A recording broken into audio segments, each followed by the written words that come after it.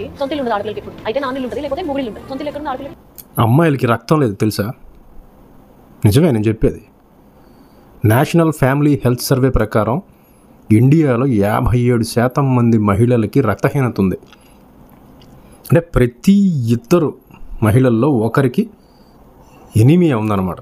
ఇదేమైనా తీర్చలేనంత పెద్ద సమస్య కాదు, కానీ పట్టించుకోకుండా వదిలేస్తే ఇది అనేక రకాలైన జబ్బులకి కారణమై వారి ఆరోగ్యాన్ని తీవ్రంగా ప్రభావితం చేస్తుంది.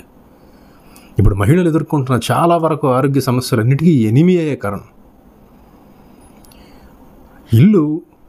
మహిళలకి ఇల్లు ఉందా లేదా అనేది పక్కన పెడితే ఆ ఉన్న ఇంట్లో మహిళలు ఆరోగ్యకరంగా ఉన్నారా లేదా అని పట్టించుకునే తీరిక కూడా లేదు మనకి.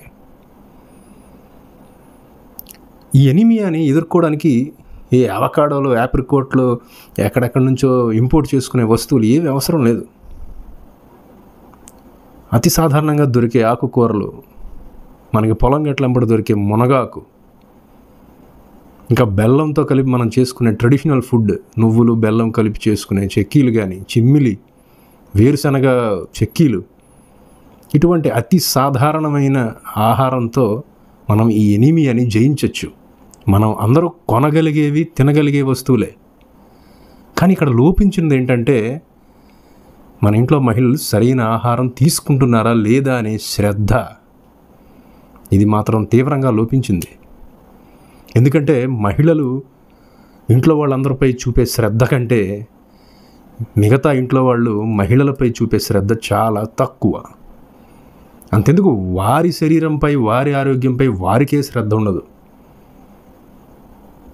ఇంట్లో వాళ్ళ కోసం అంతా చేసి వాళ్ళ గురించి వాళ్ళు మర్చిపోతూ ఉంటారు. ఇది న్యాయం కాదు కదా.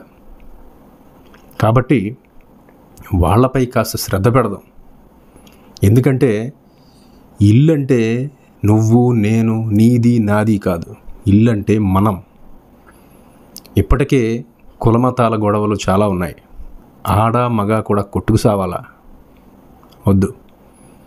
మన కుటుంబంపై, మన మహిళలపై, వారి ఆరోగ్యంపై మనమే శ్రద్ధ తీసుకోవాలి.